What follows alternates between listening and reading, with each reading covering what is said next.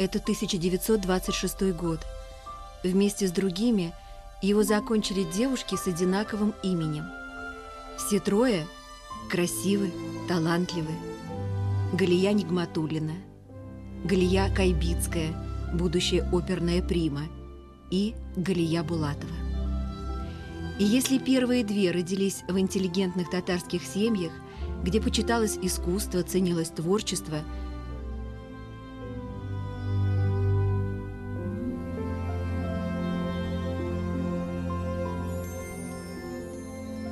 Галия Булатова свои первые жизненные впечатления вынесла из деревни, что в Атнинском районе.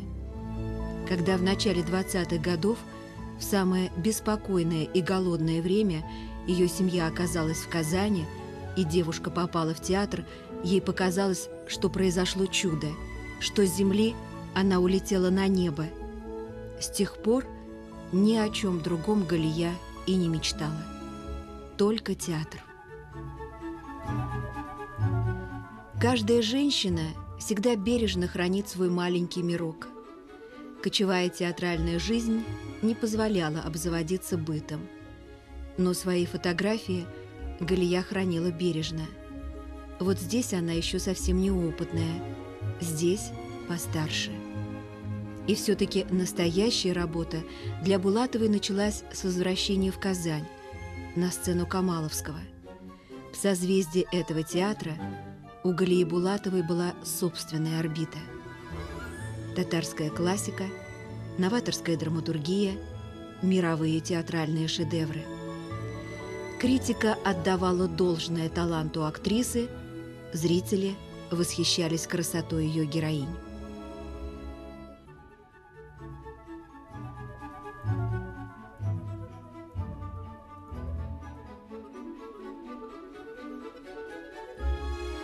Судьба женщины, как бы удачно она ни складывалась, всегда часть целого. Семейная жизнь с актером Асхатом Азитовым была спокойной и благополучной. Но вот в ее пьесе появился новый герой. Шарияздан Сарымсаков родился в Казахстане, но родной язык все-таки привел его в Татарстан. Он тоже закончил Казанский театральный техникум, где, кстати, познакомился со своей женой. Но пытливый ум вел его дальше, в Москву. Солидный мужчина вновь стал студентом.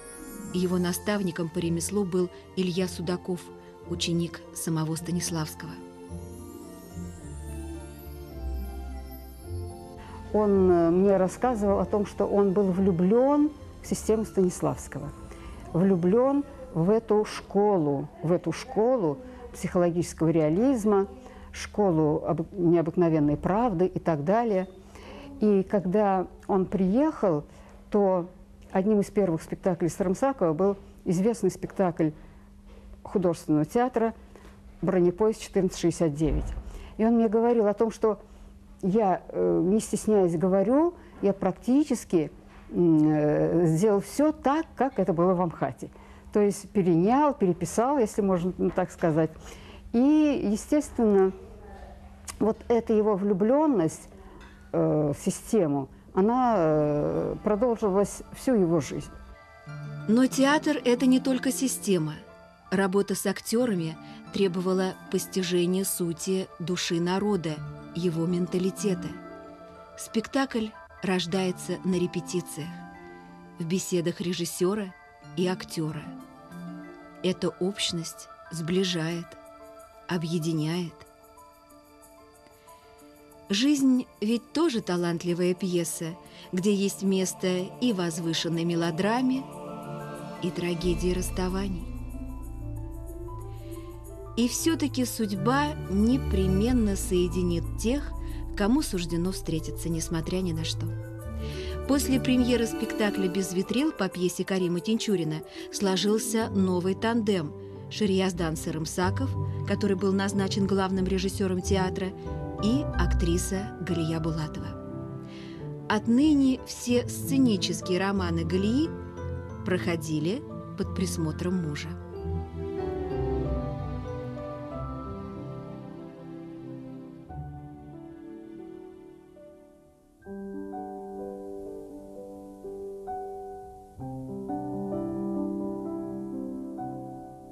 говорят об актерах всегда не очень хорошо. Говорят, у них там семьи нет, у них полная там какая-то что-то. Вот я удивительно, в нашем академическом театре у нас очень крепкие семьи. И это с тех времен. Тогда и вот Шиязановы, Сарымсаков и Галяп Абулатова. Это замечательная была семья, замечательная пара. У всех крепкие семьи были. Поэтому сказать, что актеры такие, нет. Это совершенно... Если вот даже сегодня взять, например, у нас в театре, это продолжается так же, потому что у нас тоже очень всех крепкие семьи, которые дети и замечательно работают и живут, прекрасно живут. Вот поэтому вот эта семья Шиязановой, Сарымсаков и Галяпа Абулатова, они были примерами для нас. Само собой разумеется, актриса была занята в главных ролях во всех спектаклях мужа. С такой красотой Галия Булатова могла бы стать звездой экрана.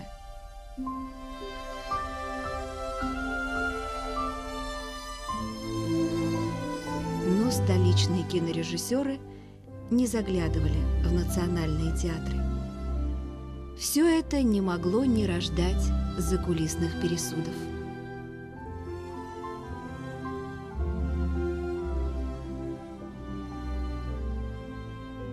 Она была женой главного режиссера, но я не замечала, и другие актеры не замечали, что она себя ставила женой главного режиссера. Она была очень добрая, вежливая, очень терпеливая. И уважала она всех актеров. И я не замечала, и ни от кого не слышала, чтобы она ставила себя. Я жена режиссера. Нет, такого не было. Я вообще вот к союзу двух творческих людей, режиссера и актрисы, вот как-то очень отношусь бережно. Я считаю, что вот именно соединение вот двух талантливых людей, они вот дают действительно вот такой большой творческий подъем, творческий вот такой вот потенциал в театре. Талант всегда говорит за себя, а сцена снимает все предубеждения.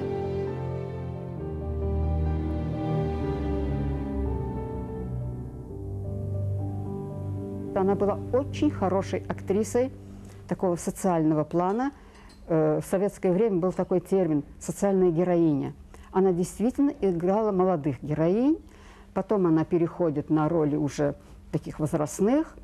И вот знаменитые ее роли, я еще раз повторяю, это вот «Шамс Камар», потом она играла в трагедии «Король Лир» Регану, вторую дочь короля Лира. Она играла в «Волках и овцах» Островского Глафиру. То есть, понимаете, да, это героиня театра. Затем одной из лучших ее работ, наверное, можно назвать «Милли Камал».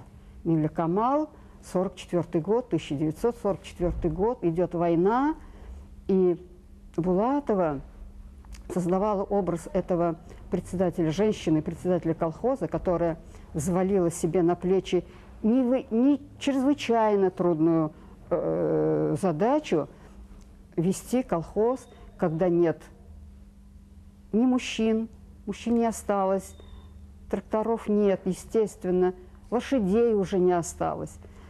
Каждый день женщины получают похоронки. И вот Булатова создавала образ женщины, которая зажала себя в кулак невероятный. Она понимает невероятную тяжесть, невероятную трагедию. Она не может позволить себе раскиснуть. Она сама получала похоронку на мужа. И вот она, спрятавшись от всех, давала волю слезам, волю горю. И тут была такая вообще не только личная, тут в ее исполнении был момент общее горе страны, общее ее личное горе, общее горе всего советского человека. То есть вот такой был невероятно конкретный и обобщенный характер. После окончания спектакля черты образа растворялись. Актриса смывала грим. Этих минут хватало, чтобы вернуться в реальность. Многие актрисы говорят, что они ставят превыше всего театр.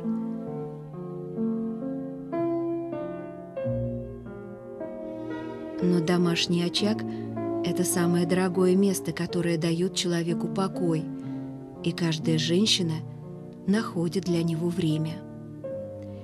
Зимними вечерами мечтается о лете, в настоящем – о будущем. В модных журналах актриса искала свой стиль.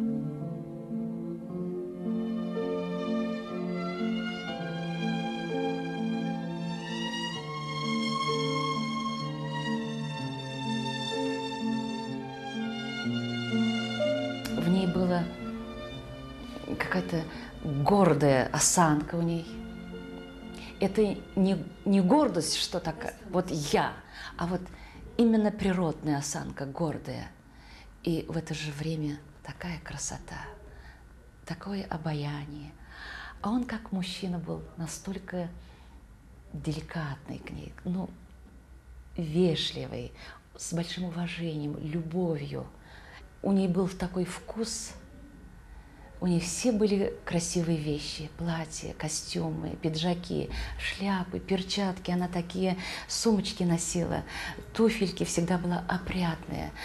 Идет по улице или в театр идет, это уже актриса. Сразу видно было сдалека, что идет актриса. Шиязданов, он был человек не очень вроде красивый, а Ляпа была красавица. Я сначала думала, такой некрасивый человек, такая красавица, как она вышла. Нет, оказывается, это был такой тандем. У него внутренняя красота, ее внешняя красота, они так подходили друг к другу. Когда я их встречал, у меня какое-то чувство такое... ну, как нежное к ним чувство проявлялось, это было для меня, вот, любая встреча, удовольствие и радость. Между ними вот такое согласие, вот какое-то душевное равновесие. Я, когда к ним приходила, они меня всегда так тепло встречали. Галяпа вот всегда тоже такая же, она и дома была такая красивая, такая выдержанная, спокойная, и угощала она так всегда вот. Потом мы еще молодые тогда были, трудно было нам где-то, ну, чисто в таких материальных отношениях. И вот она где-то и свою одежду вот так вот подавала мне. Я еще до сих пор помню, кофточка ее, вот такая желтая кофточка, она еще до сих пор у меня хранится. Вот такое какое-то бережное отношение к нам, молодым у них было. Вот в театре даже незаметно было, что они вот муж и жена. Никакой суеты, никакого такого вот... Вот как, такая вот какая-то вот достойная такая вот отстраненность.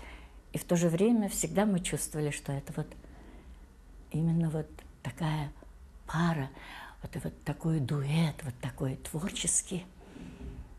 Это, конечно, нас всех очень покоряло. Каждый художник – заложник своего времени. Творческая деятельность режиссера Сарамсакова пришлась на сталинские годы.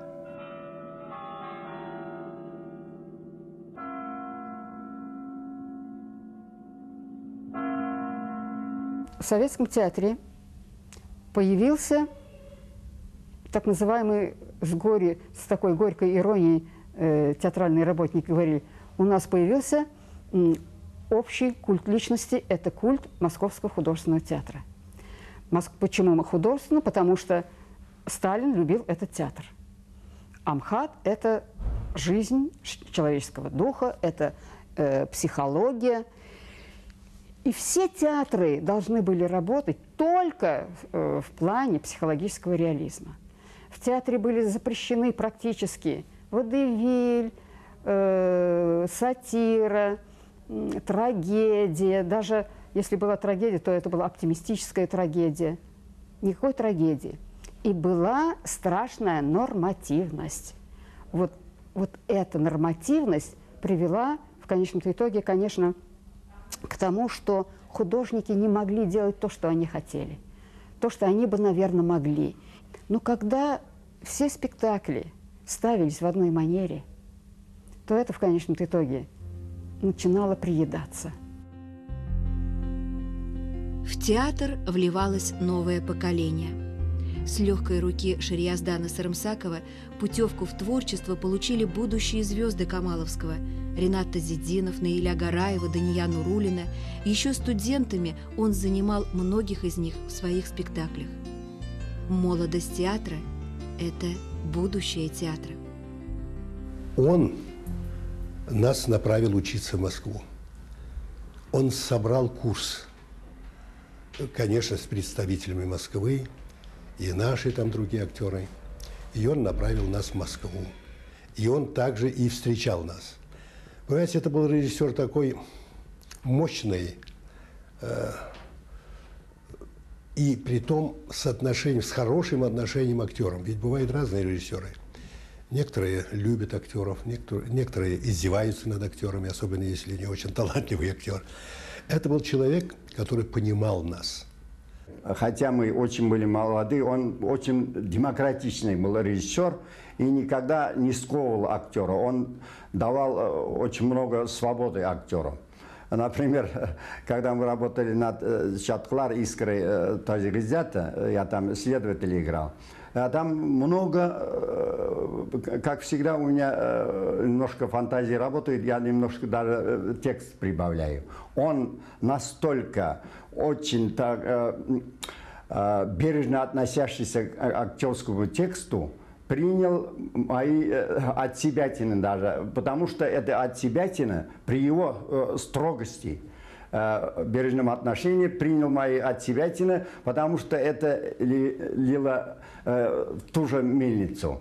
Поэтому с ним было очень легко работать. Я говорю, абсолютно вот актера не тиранизировал, хотя у него была такая уже аура или что, авторитет такой, он очень ценился среди актеров, некоторые даже побаивались. Я, например, почему-то этого не чувствовал, и я никогда не боялся его. И я хочу вот подчеркнуть одно еще, что мне нравится в нем, как в главном режиссере. Он относился трепетно к актеру, как его превосходительство актер. И при нем в театре актер был на пьедестале. Я еще хочу привести одну вещь. Я сдал спектакль. Спектакль я сдал, сдача прошла успешно, и вдруг сообщают вечером, тот, который болел, актер должен играть. Я так расстроился и немножко нагрубил, нахамил Шарияздана ага Сарымсакову. Ну, это молодость такая. Но с его стороны я никогда не чувствовал ни обиды. Он со мной спорить не стал, ругать не стал. Это две причины. Потому что он понимал, что хотеть играть, актер должен хотеть играть, это уже положительная вещь. Во-вторых, он был настолько велик, крупный режиссер с маленьким, так, молодым, но он не стал обижаться и спорить не стал. Менялось время, менялись и вкусы зрителей. Да, благодаря Сарымсакову театральный мир России узнал Камаловский театр. На московских творческих декадах были отмечены постановки режиссера. Галие Булатовой присуждено звание народной артистки России.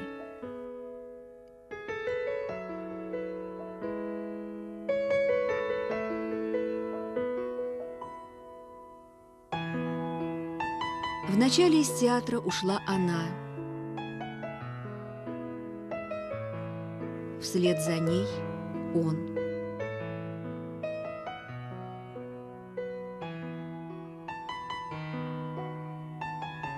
Шарияздан Сарымсаков полностью переключился на педагогическую деятельность. Шарияздан ага Сарымсаков был великим педагогом и великим режиссером. Я на всю жизнь запомнил его первые слова, первый урок, первое занятие. И он нам сказал: если вам удастся, если посчастливится быть актером, татарским актером, то в жизни не завидуйте никакой другой профессии, будь он директором завода или космонавтом.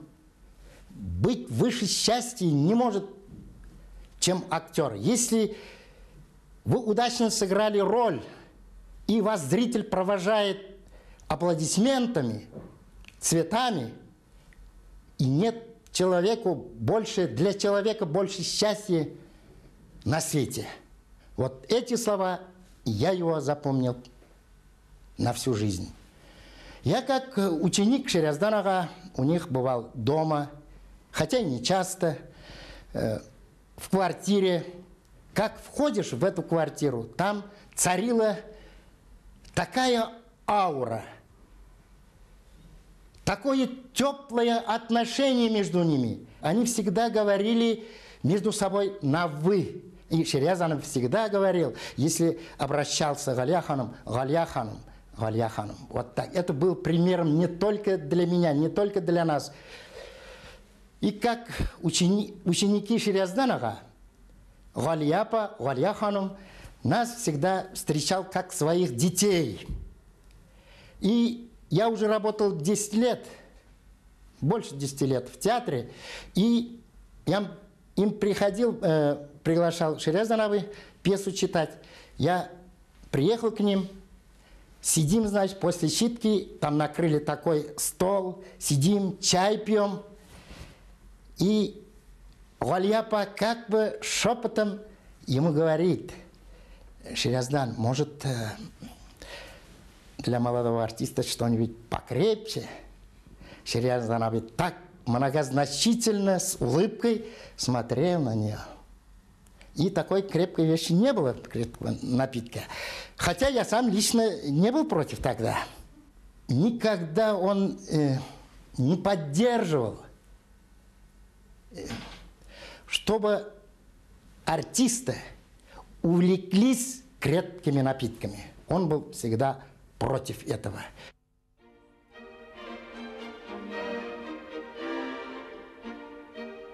Новый год они всегда встречали вместе. За многие-многие годы общение друг с другом не наскучило.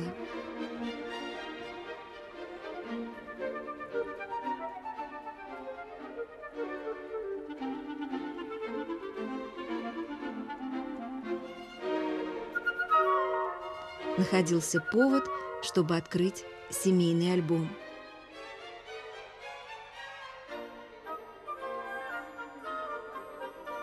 Запечатленные мгновения жизни становились их спокойными собеседниками, вызывая и грусть, и улыбку.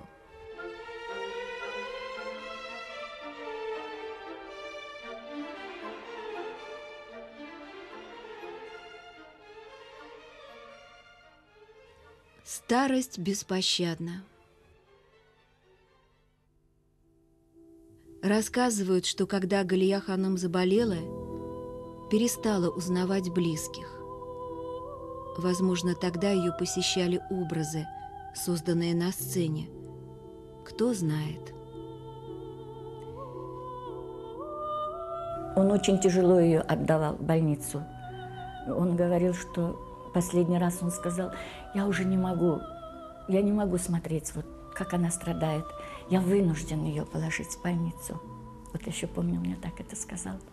И когда Галияпа ушла из жизни, не прошло так небольшой период времени, и он вновь нашел, ну как бы сказать вам, вернулся к своей первой жене.